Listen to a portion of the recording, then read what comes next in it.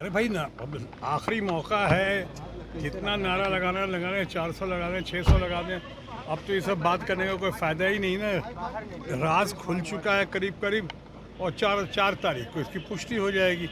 4 तारीख के पहले किसी का कुछ कहना अभी तो व्यर्थ है, या फ्रस्ट्रेशन की निशानी है बहुत लोगों के लिए जो ऐसी बातें कर रहे हैं। मैं इस मामले पे अब कुछ नहीं कह सकता हूँ। आज चुनाव प्रचार की आखिरी शाम थी, इस बार ख़त्म करके मैं भी कलकत्ता से आ रहा हूँ। बहुत सारे लोग जगह जगह से आज करके आ रहे हैं, क्योंकि मेरा वोट पटना में है और मैं हर साल हमेशा जब ज़रूरत होती है वोट देने आता हूँ और पटना ज़रूर आता हूँ। तो अभी आपके सामने गया था, चुनाव प्रचार ख़त्म करके सिर्फ पटना आया हूँ अपना वोट डालने के लिए, अपने कर्तव्य का पालन करने के लिए।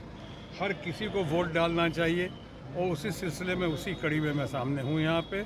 अब बाकी जो बातें करूँगा वो 4 तारीख के बाद ही करूँगा। सर, तो अब आखिरी चरण का चुनाव है, क्या लगता है सर? नहीं, मैं तो बोल चुका हूँ, अपनी राय रख चुका हूँ हर जगह। इंडिया ब्लॉक जो है या यूनाइटेड अपोजिशन लगता है बहुत ही अच्छा कर रहा है, बहुत ही अच्छा कर रहा है। रिजल्ट्स अप्रत्याशित होंगे, इंडिया ब्लॉक के फेवर में होंगे। एक तरफ यहाँ कह रहा हूँ, ये भी हमने कहा है कि ममता जी का, और आज जो बंगाल में जो आज उनकी लहर है, पूरे देश में सबसे ज़्यादा सबसे बड़ा मतदान अगर कहीं हुआ है तो बंगाल में हुआ है। 78% 80% को टच कर रहा है। और ये जो 7वां चरण है परसों, मैं समझता हूँ उसमें सारे पुराने रिकॉर्ड भी टूट जाएंगे। शायद 80% से भी ऊपर का होगा चुनाव, कम से कम बंगाल में।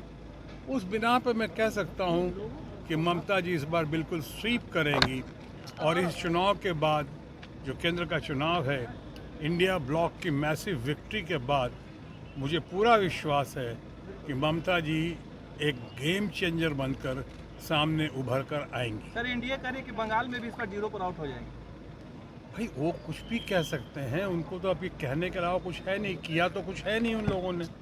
अनफॉर्चुनेटली इतना मौका मिला, वो प्राइस राइज पे बात नहीं करते हैं, बेरोज़गारी पे बात नहीं करते हैं, डॉलर पेट्रोल की कीमत जो आसमान को छू रही है उस पर बात नहीं करते हैं, रुपए की कीमत इतनी गिर गई है उस पर बात नहीं करते हैं।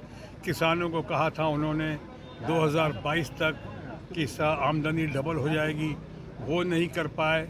सिंगल आमदनी के भी लाले पड़े हुए हैं, उस पर बात नहीं कर रहे हैं। लोगों को आवास देने की बात की थी, वो नहीं हुआ। सारी गारंटी फेल हो गई।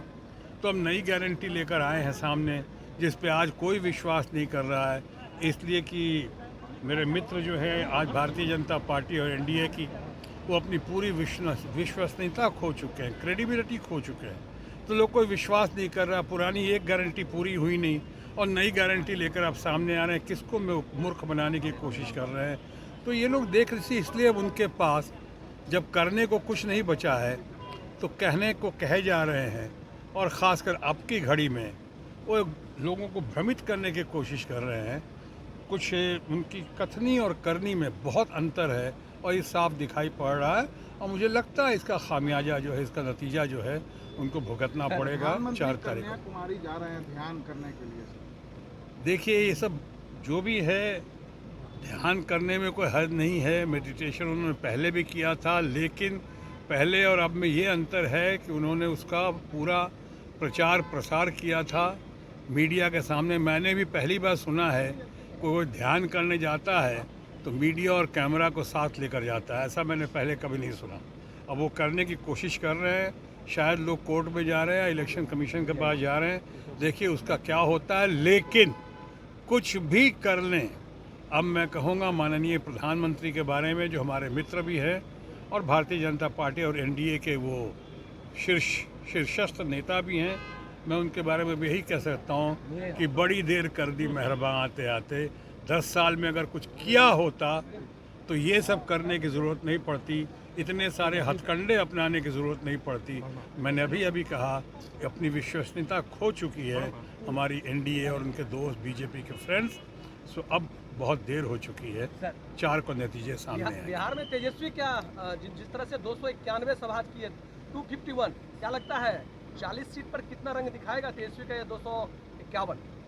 नहीं, तेजस्वी से लोगों को बहुत उम्मीदें हैं। तेजस्वी बहुत अच्छा कर रहे हैं, और तेजस्वी ने जो काम किया है, मैं समझता हूँ उसका बहुत अच्छा परिणाम मिलेगा। आज युवा पीढ़ी या बाकी लोगों को तेजस्वी के ऊपर बहुत भरोसा है और मैं समझता हूँ कि बहुत अच्छा परिणाम हासिल करेंगे। पटना साहिब से फिर से एक बार रविशंकर प्रसाद है। जी, पटना साहिब से रविशंकर प्रसाद अब है। देखिए, चुनाव प्रचार की शाम खत्म हो चुकी है। अब सबको हमारी शुभकामना और शुभाशीष है। धन्यवाद। Thank you sir.